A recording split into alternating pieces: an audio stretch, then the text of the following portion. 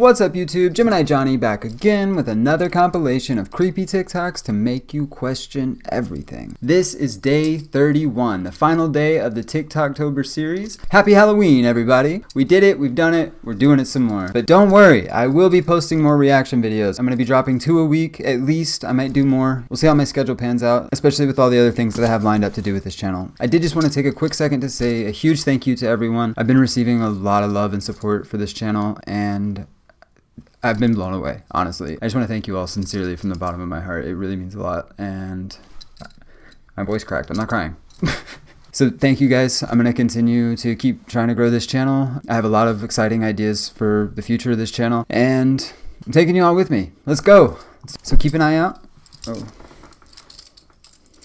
sorry, my handcuffs keep falling off. So keep an eye out because I've got a lot of exciting things in store for this channel, and I'm really excited to share them with you all. It's the longest intro I've ever done. All right, I'm sorry. Forgive me. All right, without further ado, let's jump right in. All right, so the handcuff just got stuck on my hand for 5 minutes, so you won't be hearing those jingle jangle throughout the entire video. Moments caught on camera PT.11. PT.11.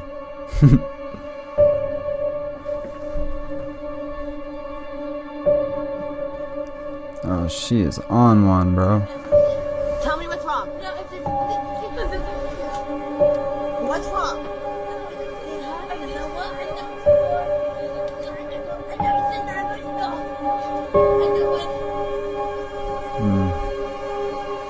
He's definitely on a substance.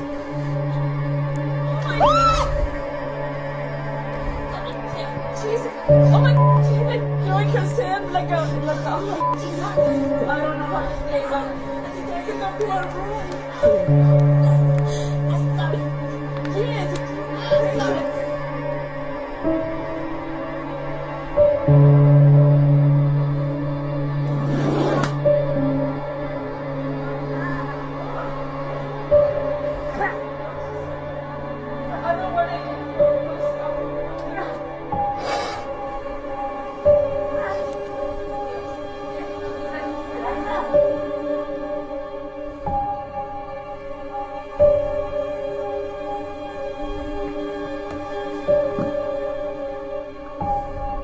Don't do drugs, kids. Yeah, I don't know. I don't know. That could have been a demon possession, but it looked like drugs. And that's sad. Yeah, like the video said, I hope she gets help. And if she's possessed, I hope she finds a priest. Terrifying things found deep in the woods. This footage shows 2 dirt bike riders riding on a remote path in the woods on the 15th of September 2017. As they ride their dirt bikes further through the woods, they then come across every dirt bike rider's worst nightmare. Tied up to trees, there was a deadly steel cable trap which they almost ran into at full speed. A steel cable trap is an extremely dangerous trap where someone ties a sharp wire around 2 trees that blocks the path of mountain bikers and dirt bikers. These traps could easily be fatal and seriously injure people, but thankfully they stopped just in time. It's really scary and really messed up. Like, who would do that? Like, how angry are you at people having fun on dirt bikes? Unless they were on private property, in which case it's still really messed up. You're gonna do that to someone just because they're riding on your property? It was a path. I mean, it's not like they were tearing up a field. I don't know. That's really messed up. This man claims his psychiatrist controlled and took over his life for 30 years. Whoa. This is the Shrink Next Door case. In 1981 in New York, Marty Markowitz was having a hard time. He was grieving the loss of his parents and having problems with his family business. Marty was a millionaire and financially well off, but was just really lost. He heard about a psychiatrist named Dr. Isaac Ike Hirschkopf, who was rumored to have a direct and unconventional approach with his clients. He was well known as a celebrity doctor and would flaunt his relationships with well-known people like Gwyneth Paltrow and him. Yuck. Marty began seeing the doctor and he really helped him at first, but then things took a strange turn. The doctor began inserting himself into Marty's life. He convinced Marty to give him control over his finances. Marty would run errands for him. The doctor alienated him from his sister, pictured here, by telling him that he couldn't trust her. It even got to the point where the doctor moved into Marty's Hamptons home and pretended it was his own. The doctor would host parties there and then force Marty to serve the guests as part of the catering staff. He essentially became the doctor's handyman and assistant while paying him. A neighbor of the Hamptons home, journalist Joe Nocera, assumed that Dr. Ike owned the home and Marty was just a groundskeeper. Joe began investigating and realized that this was one twisted ordeal. Marty said, quote, "He didn't let me have a girlfriend. I would go on a date and he'd call her a gold digger. He would say, 'Everyone is out to get you. I'm going to protect you.' And I was stupid enough to buy it." The doctor persuaded Marty to rewrite his will and leave his entire estate to him and installed himself as the president of Markowitz's company. And this continued on for 30 years. It wasn't until 2010 when Marty went in for a medical procedure. Afterwards, he noticed that Dr. Ike didn't check on him or visit. And he finally began questioning the relationship. The doctor knew Marty truly didn't have anyone else in his life, and Marty realized that this entire relationship was a fraud. After realizing he was, quote, living a lie, Marty cut off ties with the doctor and later found out that Dr. Ike had done this to multiple other patients over the years. He was ultimately ordered to surrender his license. Marty's story became the center of podcasts and eventually was adapted into the Apple TV drama The Shrink Next Door with Will Ferrell and Paul Rudd. For a doctor to take advantage of someone that's coming to them for help is really disgusting. But Marty is now free of the doctor and is enjoying time with a new girlfriend. What are your thoughts on this case? That is so messed up, but how did that take you 30 years to figure out? The first time you threw a party in my place, I'd be like, "Hey, what are we doing here? I'm paying you, brother. Don't be tearing up my house. I'll let you stay here, confront for the women. I'll let you do that, even though you don't let me have a girlfriend. I let you do that. Don't be throwing parties. Rude. Rude." Russia found a sea monster in Antarctica. In 1974, Russian scientists at the Vostok Research Output Station discovered that there was actually a subglacial lake 2 miles beneath them, but it wasn't until 30 years later when they finally breached the ice. The first team of divers that explored the lake encountered a 33-foot-long, 14-tentacle squid that released a toxin into the water to immobilize 3 members of the expedition team, eventually killing them. They then came back with backup, and the scientists were able to then cage the creature. But when they returned to the surface, the creature, whose name is now Organism 46B, was actually seized by the Russian officials, and the team was told to keep this quiet. To this day, nobody has any idea where Organism 46B is, but rumor has it the creature is being experimented on to become a weapon for the Russian military. Well, I hope that's not true, that the Russian military is trying to weaponize giant squids, or any kind of giant sea monster for that matter. Because if you've been following along in this series, you know I like the ocean from the surface. I don't really mess with what goes on below there. And real deep below there, I really don't mess with it. Dude, we're not supposed to be there. You gotta wear alien suits and oxygen tanks, and you can't even go down too deep. Nah, I'm good. They can have it. That whole story is actually really crazy. If you Google that 26B or whatever it was called, the whole story is insane. I've read it before, and it is really good. It's worth the read. These are videos humans were never meant to see, part 1. The video that I'm about to show you shows what happens to being exposed to radiation for too long, which would then leave behind your shadow. But that's not the scary part about the video. The man who was doing the experiment in this video died 3 days after, but the scientists said it had nothing to do with the experiment, but it actually did, and he got radiation poisoning. Ooh. You're not supposed to do blackface.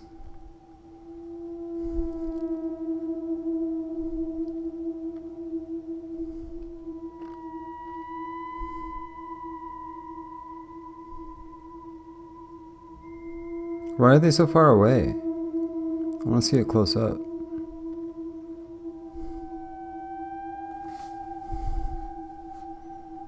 This is the dark side of trick-or-treating. Multiple sightings of this clown were reported in Denver on Halloween night, and many of the reports claim that this person was handing out candy in different neighborhoods.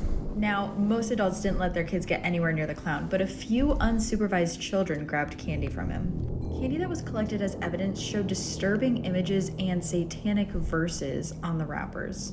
A few of the children that ate the candy were actually monitored in a hospital overnight and deemed okay by doctors, but a few of them have now reported an inability to sleep. And one 10-year-old boy has reported an overwhelming desire to go find this clown, who he told his parents lives in the woods behind the school. Police are now looking for any other information the Denver community might have on this person. I don't know if y'all know this about me, but I'll square up with a clown. I punched a clown in 8th grade at the Halloween get-together thing. She scared me. Yes, it was a woman. I didn't mean to. It was an accident. I was 13, and she walked up behind me. She snuck up behind me. And she stood right there and waited for me to turn around. And I turned around, and my immediate reaction was just, bah, you know, like, bah. Probably wasn't a good punch. I was 13. I'm sure it didn't hurt her that bad. I ran away. I had to apologize to my friend the next day. It was his mom. The fond memories of punching clowns. Let's talk about this picture. It was captured by Amanda Clark in 2017 when she was walking by the window of her ski cabin and she saw what appeared to be a man staring back at her. Now, that photo that Amanda captured was sent directly to her boyfriend, saying that there was this man trying to stalk the cabin. However, she was going to run into the same issue she would with trying to call 911. There is no service in the mountains. She could sense there was something deeply wrong with this situation. The man was just staring at her through the window. She had no idea what his intentions were, till he darted towards the house and tried to pry open the downstairs window. Luckily, he never got in, and the boyfriend did eventually return. They contacted police, and that's how we got this sketch. But that man was never caught. Crazy. Creep time. Have you heard the terrifying mystery of Hotel Room 1046? One fateful day in January 1935, a man who identified himself as Roland T. Owen checked into the hotel president in Kansas City.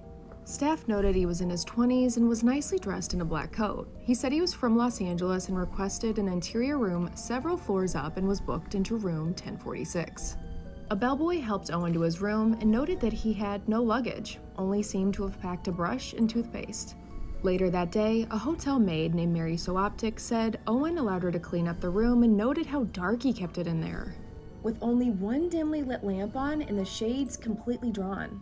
As she left, Owen asked her to leave the door unlocked and said he had a friend coming to visit very soon.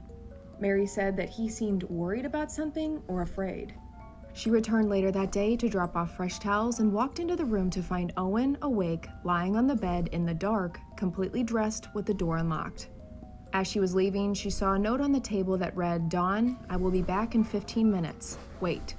The next morning, she returned to clean the room at 10:30 a.m. per usual and saw the door had been locked from the outside and assumed that Owen had left for the day. But she was startled to walk in to find him again lying on the bed, awake in the dark. This meant that someone had locked Owen in the room from the outside. At this point, if I was Mary, I would have made like a bread truck and hauled buns. Okay, I would have been out of there. Mary cleaned up and recalled that during this, Owen answered the phone and said, "No, Dawn, I don't want to eat. I'm not hungry." Again coming to deliver towels to 1046 later in the day, she heard two men talking inside the room and knocked on the door when a deep voice asked, "Who is it?" Mary said she had fresh towels and the voice replied back, "We don't need any." The following morning at 7 a.m., the hotel's operator noted that the phone in Owen's room had been off the hook for a while. A bellboy was sent up to the room, knocked on the door, and heard a deep voice say, "Come in, turn on the lights." But the door was locked and no one was getting up to let him in, so he yelled, "Put the phone back on the hook," and left. An hour passes and the phone is still off the hook, so another bellboy enters the room with a master key. Owen appeared to be sleeping in the bed, lying in the dark. The bellboy noticed the phone stand was knocked over, so he stood it back up, put the phone back on the receiver, and then left. A few hours later, the phone is off the hook again, so the bellboy goes back up and opens the door to a terrifying scene. There was Owen, lying within 2 feet of the door. He had been attacked. Ooh, and we're just getting started. Go to part 2. Dang. That was a wild story. Who just lays in the dark, like awake? Maybe he couldn't sleep. I don't know. Maybe he was trying to nap when you came and he just felt like getting up. And he was like, "Yeah, you got it. You can get in." I wonder who locked him in though. That's weird. Urban legend of Sarah Jane. During the American Civil War, there was a road in Texas between Groves and Port Neches. A woman named Sarah Jane lived on this road. Her husband was away fighting in the war as a Confederate soldier. When enemy soldiers were passing through the area, Sarah Jane feared that they would kill her and her baby. She went down to the river and placed her small infant in a wicker basket. Then Sarah hid the baby into the bridge to protect the child. Sarah made her way back down the road to her home and waited for the Union soldiers to arrive. After the soldiers passed by, she went back to the bridge to retrieve her baby. Unfortunately, the baby was nowhere to be found. The tide had risen and carried the baby away downstream. Sarah Jane searched through the night down the banks of the Neches River for hours in hopes of finding her baby safe and sound. Neighbors could hear Sarah Jane's screams as she searched, and she kept running up to people, weeping pitifully and asking, "Have you seen my baby?" Grief-stricken and unable to find her child, Sarah Jane walked back to the bridge and hung from the wooden beams beneath it. When people found her body, they saw a message scratched into the wood under the bridge that read, "Where is my baby?" As the story goes, if you go out to Sarah Jane Road at night and stand by the water's edge, you can still hear Sarah Jane's baby crying off in the distance. Some people claim they've spotted a noose hanging beneath the bridge. Others say they've also seen Sarah Jane's ghost searching along the side of the river for the infant child she lost so many years ago. Locals say you can stand in the middle of the bridge on a dark night and call for the ghost of Sarah Jane to appear.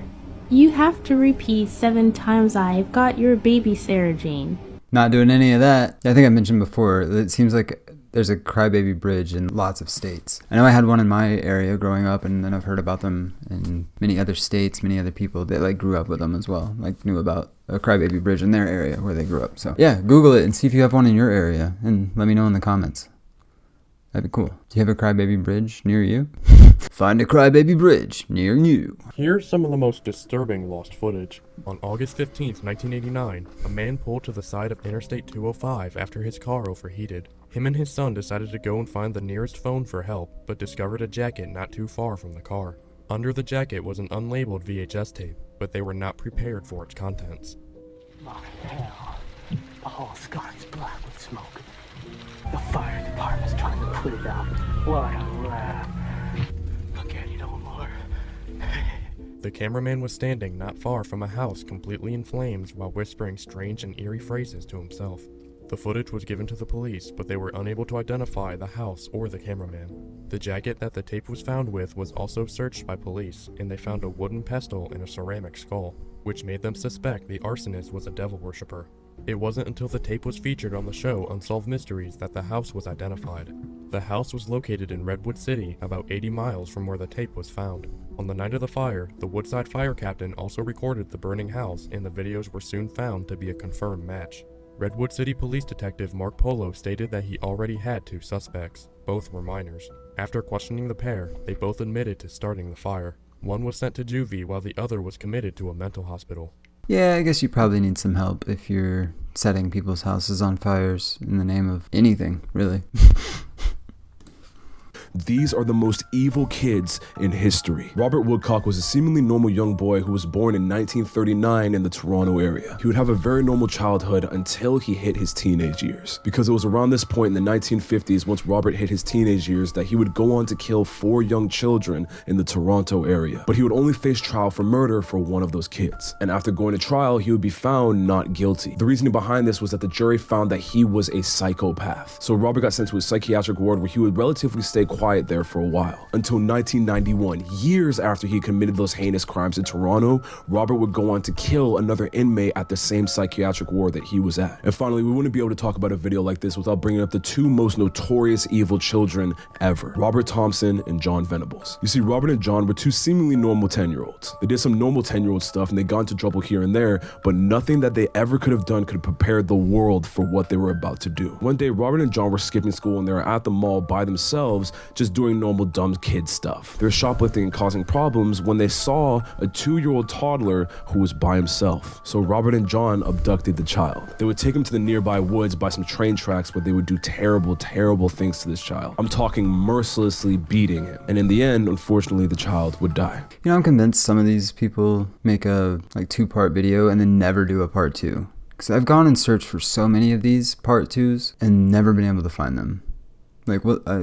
I don't know. It might be one I need to do a video on myself someday just so we can cover the entire thing. And on that note, what kind of videos would you guys like to see? I'm going to always do these reaction videos. These are super fun and I like doing them, so I'm going to always be doing these, so don't worry, these aren't going anywhere. But I want to do other stuff too. So if you guys have any topics you'd like to see me cover, or suggestions on types of videos you would like to see, or something you'd like to see me do, then let me know in the comments. Sweet. What I'm about to show you is the photo Katrina Whaling captured on her Ring camera the other night. Ew. So Katrina lives alone down a long country road in West Texas. And 3 nights ago, she invited a friend over for dinner at 7 p.m. But 7 rolls around and her friend's not there. And then 8 rolls around and her friend is still not there. And that's when Katrina starts to hear footsteps outside. Slow at first, but then it starts to sound like someone is running full speed at her house. That's not Thinking good. it's her friend, she goes to open the door, but no one is there. So Katrina calls her friend, but then when the other line picks up, it's just heavy breathing. And then laughing. She's really freaked out now, so she runs upstairs, but that's when she gets the notification that someone is at her front door. And this was that someone. Katrina is still alive to tell the tale, but there's been an uptick in Reddit users complaining in West Texas of hearing someone outside and then answering the door to see no one is there. Glad my mom don't live in West Texas anymore. These are the top 5 scary games you should never play in real life, part 1. Okay, number 5 is the Midnight Game. This game is extremely terrifying and I don't recommend anyone playing. To start the game, get a piece of paper and write your first, middle, and last name on it. Next, prick your finger and put a drop of blood on the piece of paper and wait for it to soak in. Now turn off all the lights in your house and stand in front of your front door. Now place the piece of paper in front of your door and at midnight, knock on your front door 22 times. Now go inside and light a match. You have just invited the Midnight Man into your house. Now walk around your house with the match in your hand, and your goal is to avoid the Midnight Man. If your match goes out, it means the Midnight Man is very close by, and if you don't relight the match in 10 seconds, the Midnight Man will get you and kill you. And That's once rude. the time hits 3:33 a.m., you are safe and the Midnight Man will be gone. Nah, not playing that. Yeah, I think I mentioned in a past video, but I had a weird Bloody Mary experience. So I don't really play any of those like ritual games or chanting games or summoning games. I don't even play with a Ouija board. Nah, I don't do any of that. And it's funny because I'll go to a place that's supposedly haunted and try to talk to ghosts. That's something that doesn't bother me. I mean, it scares me, but it's fun. It's like a fun kind of scared. But that's there, you know? And most of those summoning games you're going to play in your own home. No, thank you. These are some extremely unsettling facts, and I found all these on Reddit. Number 1 is the tragic story of Joyce Vincent. Joyce Vincent was a normal person like anybody else who lived in an apartment by herself until she tragically passed away in 2003. Joyce's body would remain in her apartment for 3 years, and the only reason the police found her was because a cop was in the building and noticed a foul stench coming out of her room. Number 2. Tumors. It's the last thing you want to hear in a doctor's office, and in general, it's just bad. But this is gonna make it worse. It's been documented for a lot of people that have had tumors removed, that they have had teeth, hair, and even eyes. And finally, body balloons. If your body is left uncured or untouched for a long enough period of time after you have passed away, the gases within your stomach will begin to swell. And one day, eventually, they will pop. Kind of makes you wonder what happened to Joyce in her apartment. Okay, I'm done, because these ones were grossing me out, but I guess that's why. Yep, that's true. Yep, your body will, the gases will collect in your body and you will explode. I think, if I remember correctly, I think it has to be hot enough, but don't quote me on that. You can fact check me. If I'm wrong, let me know in the comments, because I don't really remember. But I mean, he said it. It's got to be right. It's on the internet.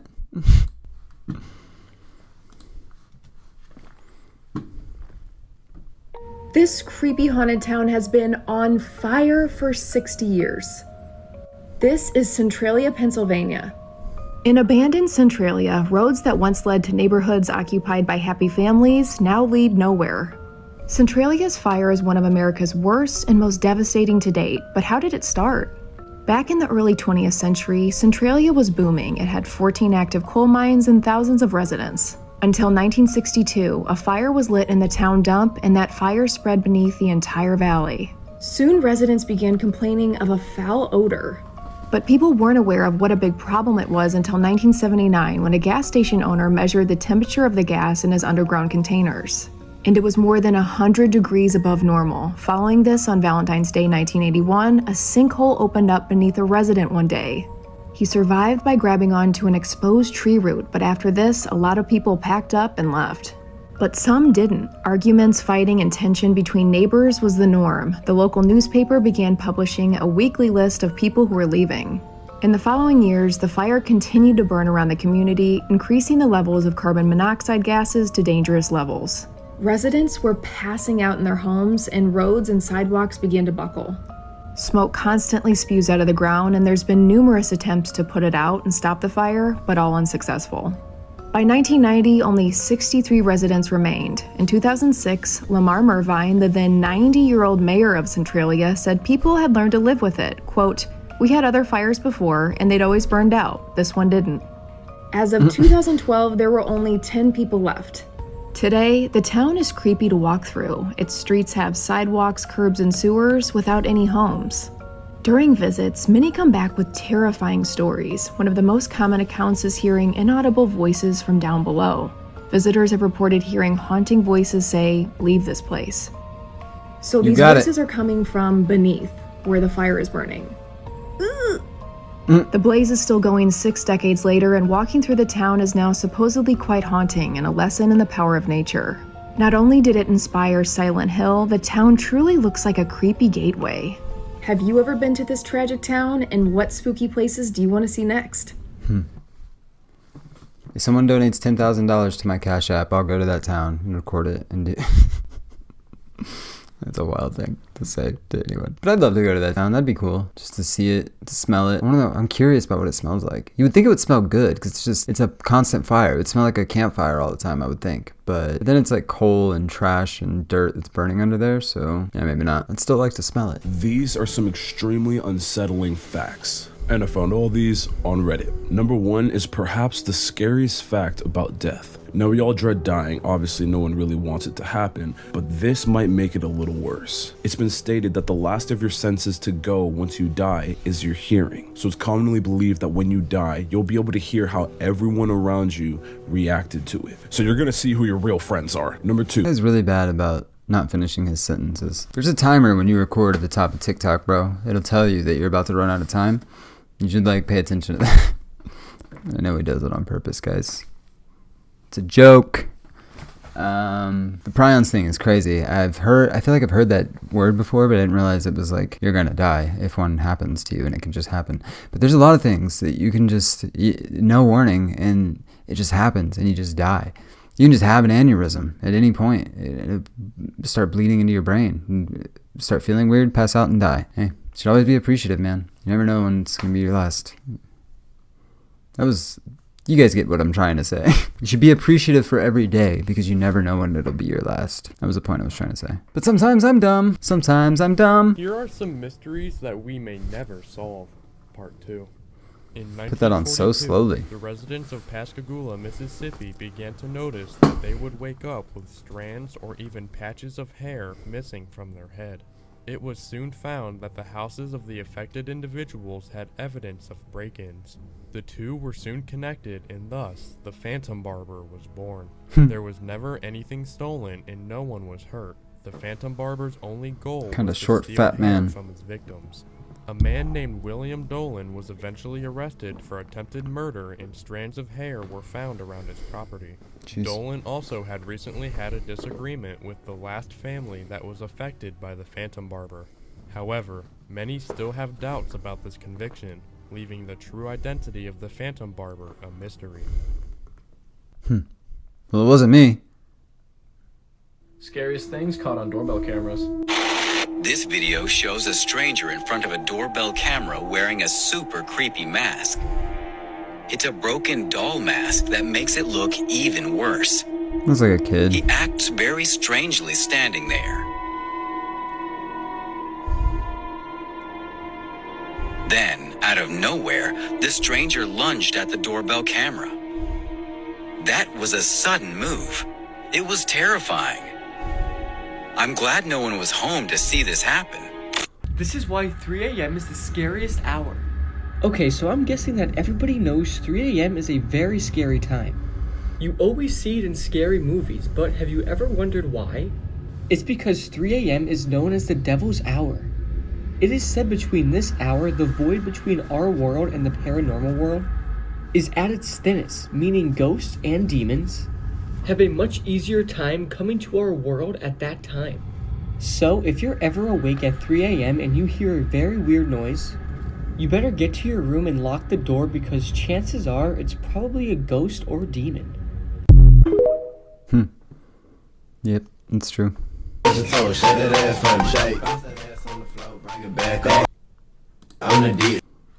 This story keeps me up at night, and it's a real one. So in the early 90s, a woman named Jerry went to a psychotherapist named John Mack because she was having recurring nightmares of UFOs. Then one night, her 2-year-old son started screaming in terror in his room. She ran in to check on him, and he claimed that owl monsters were touching his legs. And when she asked where the owl monsters were now, he claimed that they were in a boat in the sky. So Jerry starts thinking that maybe her family is being visited by aliens. She kind of brushed it off at first, but then one night her daughter has this experience. She was practicing reading for school, and she had to time herself in 10-minute intervals and see how far she could read. So she's timing herself for 10 minutes, marking how far she read. Timing herself for 10 minutes, marking. Timing herself for 10 minutes, and then she looks up and an hour has gone by. There's 50 minutes of time she can't account for, which apparently is kind of common in people who have been visited by aliens. I talk more about this story and other alien encounters on my podcast this week. And we hear a story from someone whose grandfather was visited by aliens in the 60s. That sounds tight. Go check her page out. Genuinely think this is one of the creepiest unexplained photos that I've ever seen. I really don't have a great explanation for it to debunk it. So this was a photo that was apparently captured on a nurse's monitor of what appears to be someone standing over a hospital bed of a patient who died shortly after this was captured. But it's not as simple as someone. A lot of people have said that this appears to be some kind of a demon standing over the bed. And I've done a lot of research on it, and I just find it really difficult to buy some of the debunking theories that this is an optical illusion. I mean, I don't see that at all. That looks like something crouching over this person's bed. It's even freakier to me to think that the person who was in the bed died right after this. The urban legend of that the person who was in the bed died right after this. Yeah, I mean, it's that's a really creepy photo, and that's definitely one of the better evidence photos I've seen before. But it's just hard to know anymore, with technology as good as it is, and it's only getting worse. It's gonna get so bad with deepfakes and AI technology. You're not gonna be able to tell the difference in anything. So you're gonna have to take everything with a grain of salt. But like I've said before, only one of these things has to be true to open up the possibility for all of them to be true. And that's the mentality I take from Dan Cummins and his wife with their awesome podcast, Scared to Death. If you guys ever need a new podcast to check out. Love it. I don't miss an episode. So shout out Dan and Lindsay. Anyway, let's go back to it. The urban legend of the runaway bride. A few years ago, a young man and his new bride went to Paris for their honeymoon. While the happy couple were wandering around the city, taking in the sights, they decided to do some shopping. The wife went into a trendy clothes shop and tried on several dresses, while the husband waited outside the dressing room. After a long while passed and the wife didn't come out, the husband began to wonder what was taking her so long. He asked one of the female shop assistants to go into the dressing room and tell his wife to hurry up.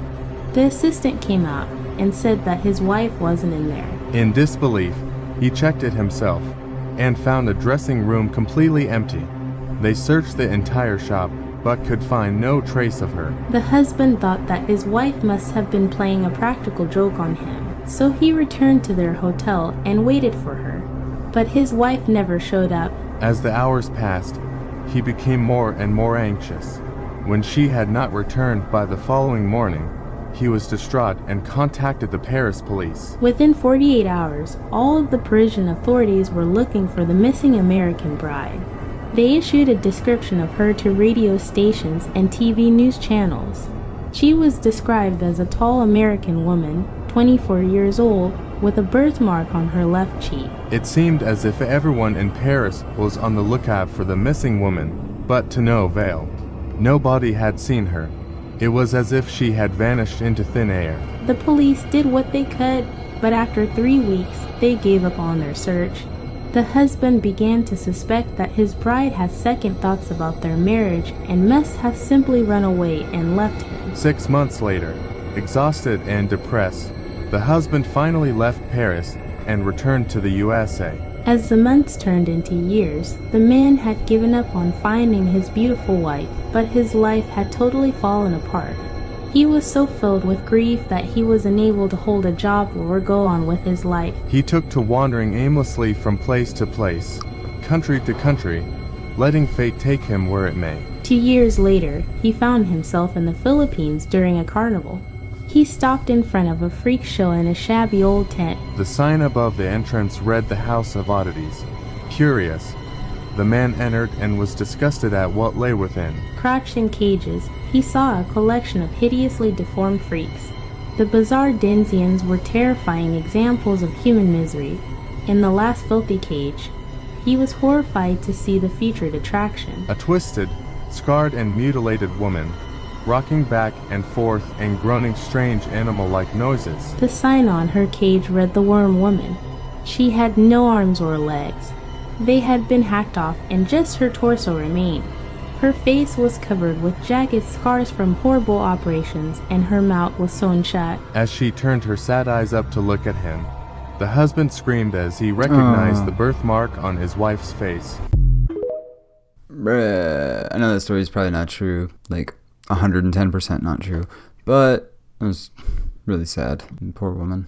I mean, at that point, she's checked out long ago, so she's not even with us anymore, but poor guy. Poor both of them. Yeah, poor both of them. Let's go with that.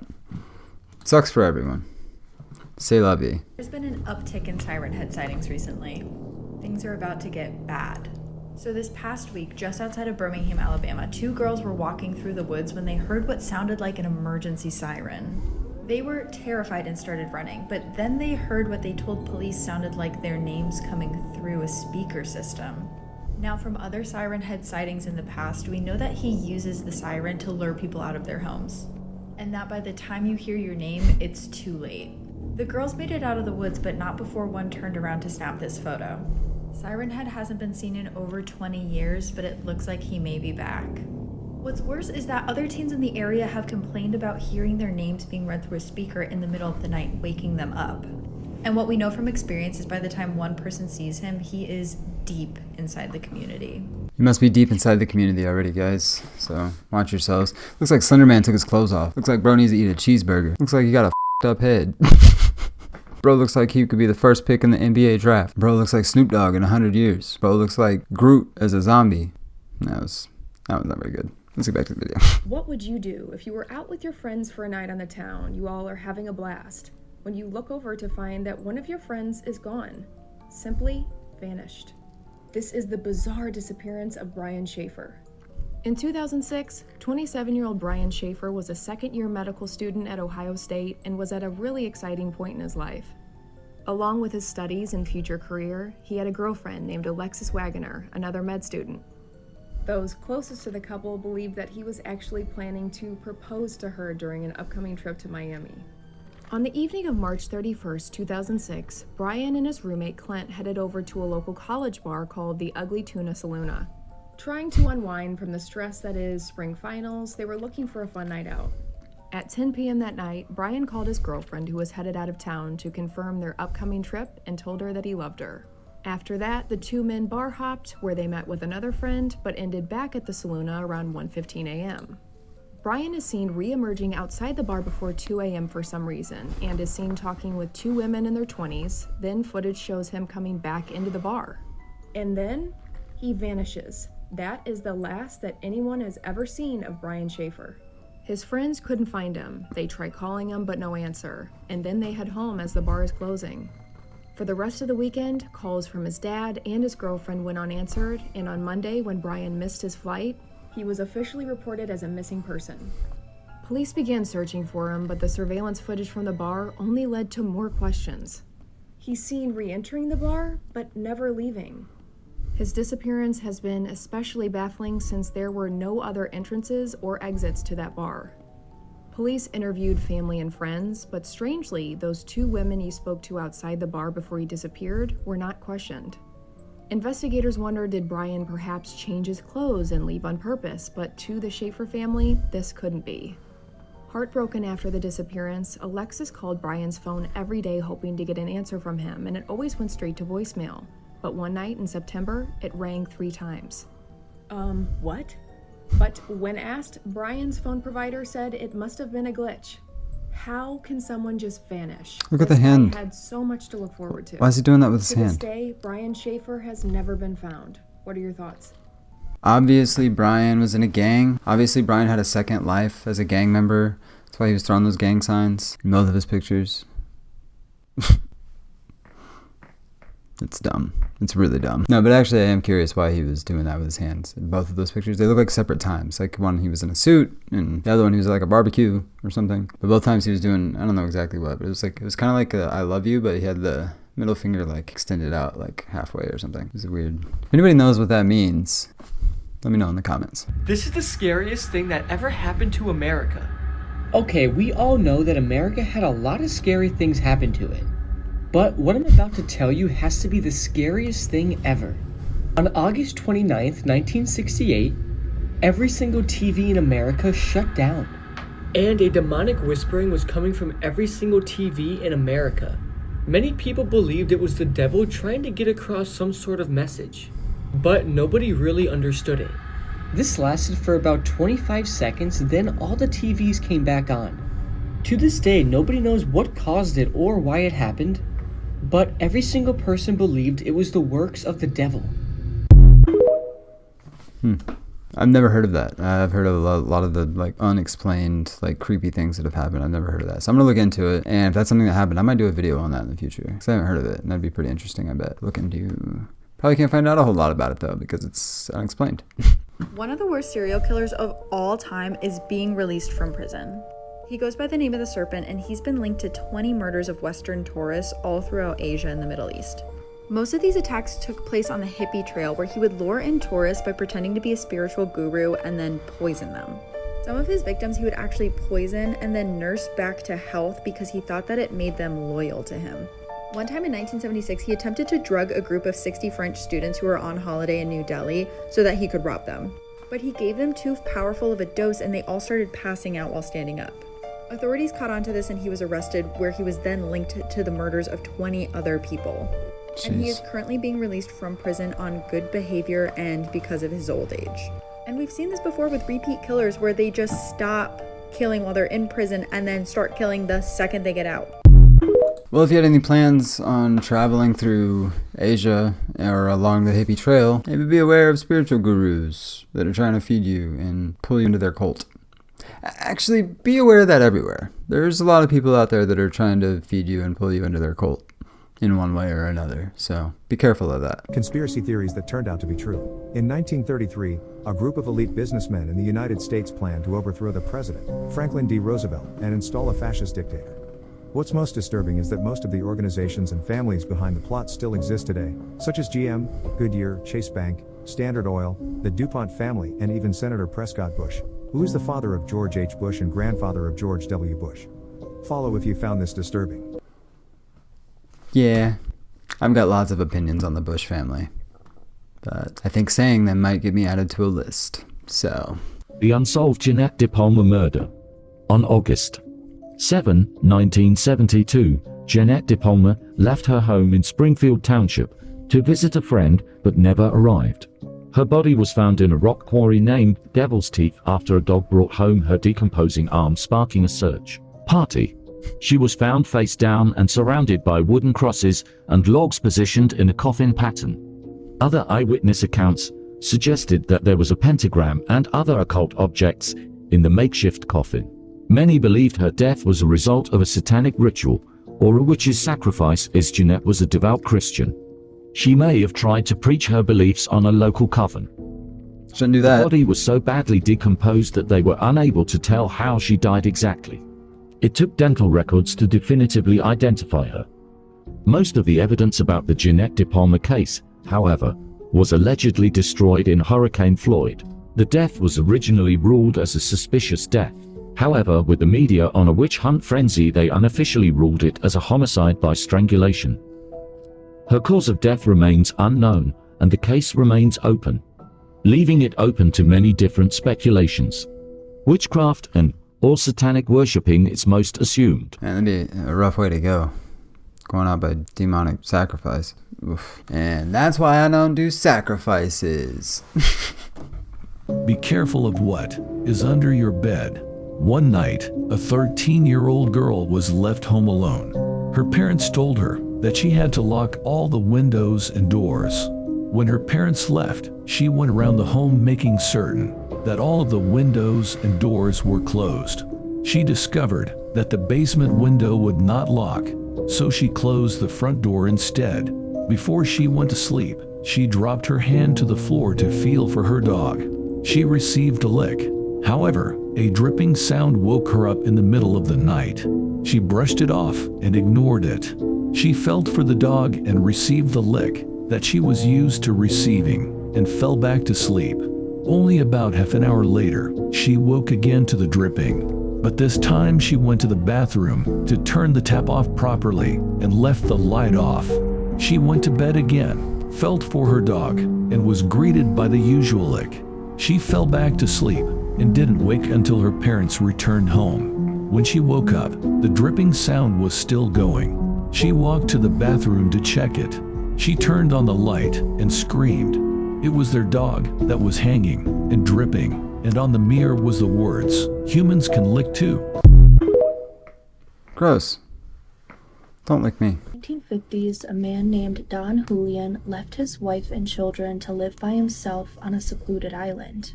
Not long after relocating, Don Julian made a chilling discovery on the shores of this island.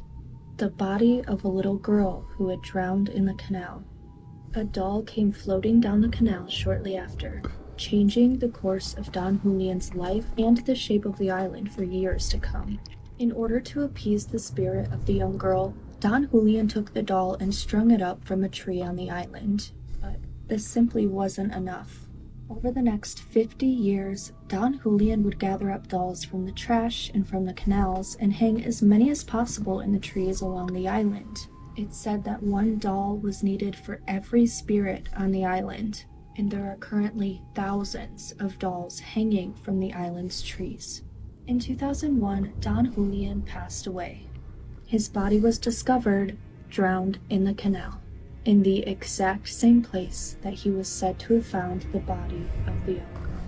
Man, that place is like the Ibiza of the afterlife, ain't it? That island sounds lit. I mean, not if you're alive. If you're alive, it's really creepy. But if you're dead, that's a place to be. Hey, purgatory? Let's go. I'll be on that island. Just kidding. I don't want to be in purgatory. I don't want to die. Is this case further proof of our government's corruption? This is Yes. the bizarre case of Jack Wheeler. Jack Wheeler was a highly accomplished, high-level Hey, look! Is this case further proof of our government's corruption? Yes. This is the bizarre case of Jack Wheeler. Jack Wheeler was a highly accomplished, high-level DC executive, a White House aide. He worked on presidential administrations and at the Pentagon. He graduated from West Point, Harvard, Yale, and was a veteran, if that gives you any idea. He did it all while battling bipolar disorder, ups and downs, but still dedicated his life to service. At the time of his disappearance, he was consulting for a corporation that specializes in artificial intelligence and cybersecurity. He had the highest clearance and was privy to many government secrets. Jack spent Christmas 2010 in New York with his family, and they said he was in good spirits. On December 28th, he left his family in New York and went back to DC, worked for the day, then went back to the family's second home in Newcastle, Delaware. Something happened to Jack that night, and from here on, it gets stranger and stranger. The next day, Jack wasn't answering any of his family's calls, but he sent an email to his boss stating that there had been a break-in at his home and his things were missing. He said his wallet, cell phone, briefcase had all been stolen. Weirdly, Jack doesn't call police or his wife to report the break-in. From there, surveillance footage shows Jack visiting a pharmacy, then he got a ride to a parking garage where he looks for his car but can't find it. Footage shows him agitated and distressed. He's walking around with one shoe off and the other shoe in his hand, and he tells the attendant that his briefcase has been stolen so he can't find the ticket of where he parked. He's also seen peering around corners, almost as if he's trying to get away from someone. From here, he goes missing. Until 20 hours later, surveillance shows Jack nearby in the basement of an office complex. It appears he spent the night and day there in the basement. No one knows why he went there or what he did, but his behavior reflects someone who is hiding. He's even overheard discreetly asking for a ride out of town. He's last seen that evening leaving through a back door in a dark-colored hoodie, something he wasn't known to wear. After this, it's a mystery. He disappears. Days later on New Year's Eve, Jack Wheeler was discovered at a local landfill in Wilmington. The coroner reported that this was a homicide due to blunt force trauma. Jack had been attacked. And on his person when they found him was a Rolex, cash, and his West Point ring, so robbery was ruled out. Police found Jack's house had been ransacked, as he stated. It looked like someone had broken in and flipped the place upside down. They also oddly discovered Jack's cell phone at a construction site across the street from his house. Many believe that because of his government work, Jack was targeted, as this looked like a professional hit job. To this day, no one knows what happened to Jack Wheeler, and his briefcase has never been located. Thoughts? I mean, considering it's completely unsolved, I don't know how that's evidence for the government's corruption. But there's plenty of that out there, so I mean, we're good. We don't need, I mean, we'll take more, but it's not like it's gonna do anything, so. TikTok creator, Pershk, was filming a short video about the disturbing ice cream machine in her kitchen. But before posting it, she caught sight of what looked to be a young horrifying entity straight out of a horror movie. Take a look. Check out my page for more videos. Here's some of the scariest cursed objects that actually exist. Part 5.